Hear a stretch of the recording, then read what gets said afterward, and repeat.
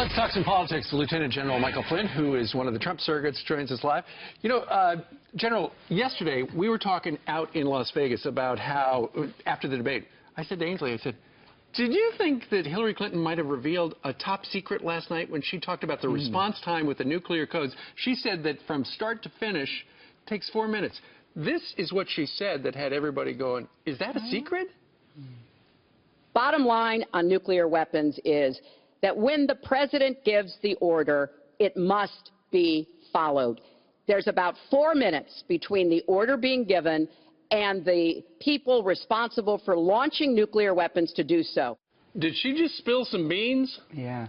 You know, when I was on the Joint Staff, I was the head of intelligence on the Joint Staff, and we used to work every day down in what we called our command center.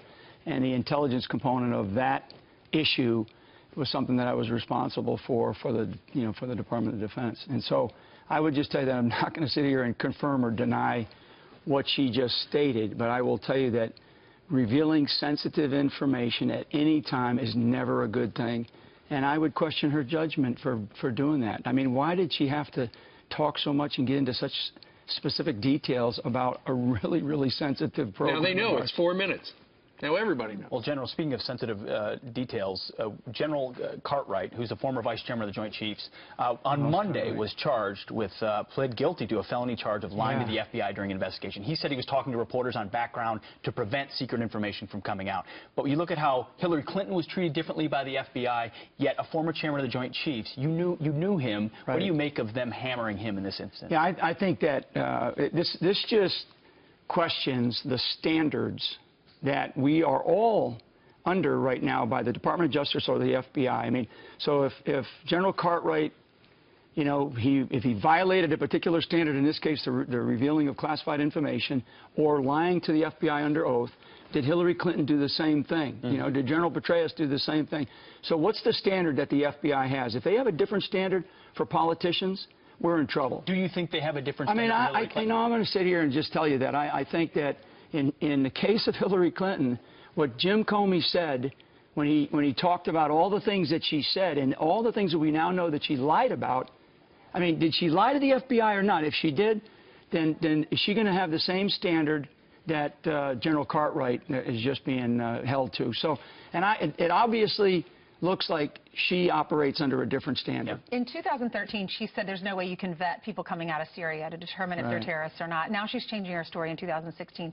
There was a story that's just come out, some pictures of two men that are jihadis, and they are dressed up in women's clothing and dresses, trying to get out of Mosul. This is not unusual, though. We've seen this many times. Those are men? Those are two men. ISIS men in dresses. So extreme vetting? I mean, can you vet these individuals? Yeah, I mean, we've seen this tactic before on the battlefield, but the bigger issue is, can you vet, you know, 10,000, 50,000, 65,000, 100,000 coming out of these countries?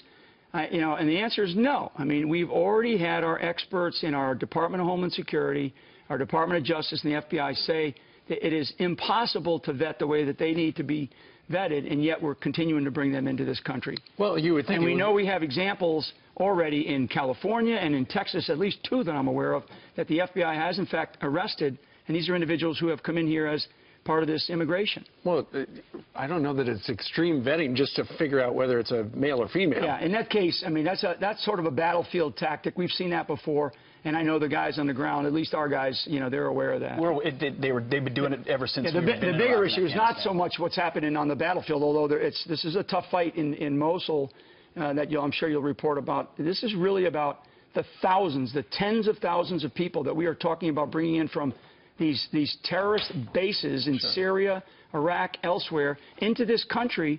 I mean, my God, what are we doing here? Let's stop for a second. They got no Take papers. a deep breath. Right. No papers. Yeah. Very briefly, you talk to vets and military members all the time. What's the thing they're most concerned about in this election cycle? Yeah, the biggest thing, honestly, is the terrorism in this country. I mean, in this country, and in their case, being taken care of by the Veterans Administration, by, you know, the promises that were made to them. I spoke to about 300 yesterday in Las Vegas that came in from all over the country to understand what's going on and to help out in any way. But they're really concerned about just the tragedy in the Veterans Administration. They're sick of it. And extra question for you, because you're a surrogate close to the Trump campaign. What's the behind the scenes?